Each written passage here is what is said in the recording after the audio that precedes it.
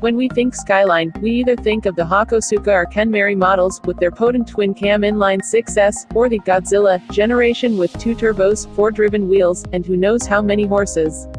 GT-Rs are top of mind, but Nissan built lots of Skylines between 73 and 89.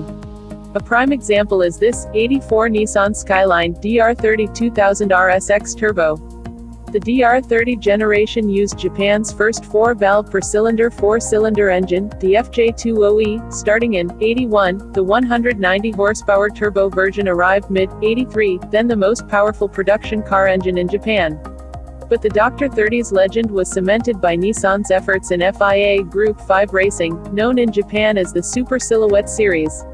Rules demanded Group 5 racers maintain stock hood, roof, and doors, the rest were unlimited. Flared fenders, chin spoilers, trunk-mounted wings, and a 2.0-liter turbo engine good for 570 horses, Formula 1 levels of power in a package that weighed little less than a street stock version. Skyline Silhouette debuted in '82, driven by Masahiro Hasemi. He won 2 races that year, and 5 more in '83. The Silhouette look also inspired a generation of bosozoku.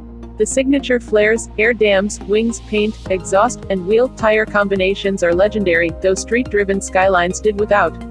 In '84, the DR30 received a grille-less facelift featuring a new hood, slimmer headlights, and a new front bumper. This version was known as Tekkaman, or Iron Mask, due to its grim, no-nonsense face.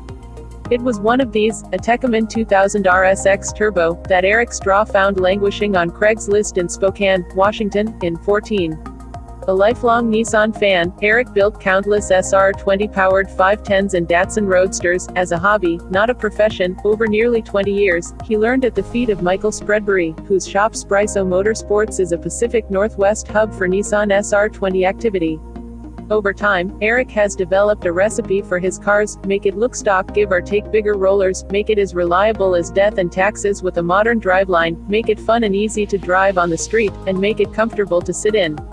Eric is 6 feet 3 and tall. 510s and Roadsters are a little tight. A DR30 ticked all the boxes for him, and he jumped on the first, Enganellis but otherwise complete, example he found 400 miles away. Bringing it back to look factory stock was tougher than anticipated, as the body was riddled with rust and poor repair. After towing it home, I found it had lots of rust in the floor, rockers, A-pillars, firewall, cowl, and tail panel. A soda blast strip to bare metal revealed all.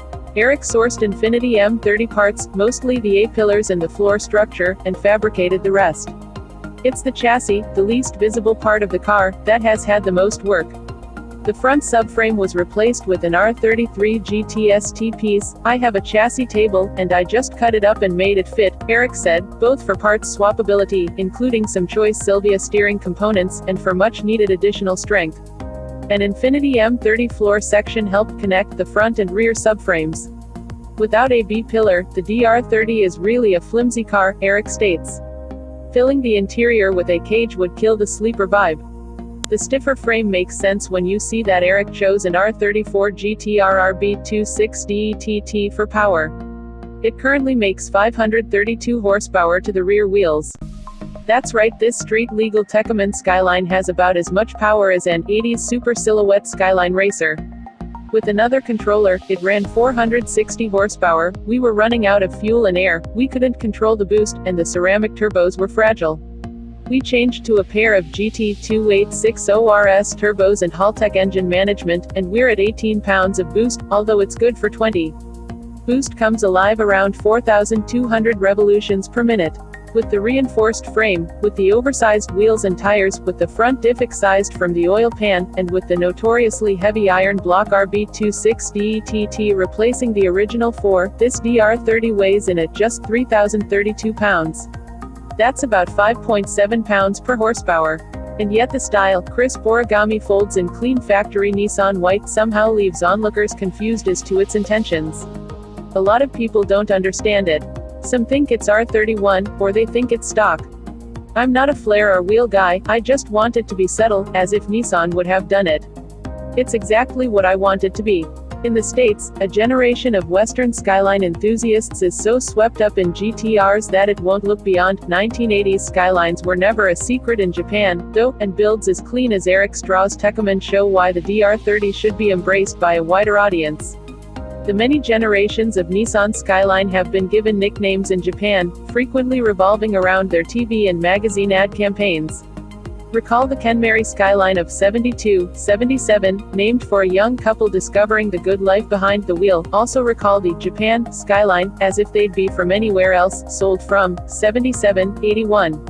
Starting in late 1981, we arrive at the DR30 Skyline, the Newman Skyline, named for the late actor and all-around car enthusiast Paul Newman.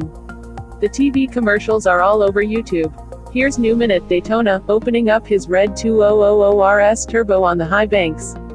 "Terrific," he says, with the sort of unexcited tone usually reserved for your spouse when she surprises you with Kenny G tickets. Here are Paul Newman and his car in New York City, a skyline against the city skyline, you see. Here's that handsome so-and-so hammering the super silhouette around the track. Here he is driving back from dinner in his new white Iron Mask coupe, with someone who is pretty clearly not Joanne Woodward riding shotgun. Why Paul Newman? Well, recall that decades before he was the voice of Doc Hudson in the first Pixar Cars movie, Newman drove Datsuns for Bob Sharp. The combination of brand loyalty and Hollywood star power made Newman the obvious choice to plug the car that was about to go racing in the International Group 5 Super Silhouette Racing Series. Later in the Dr. 30's run, the actor's name graced a special edition model.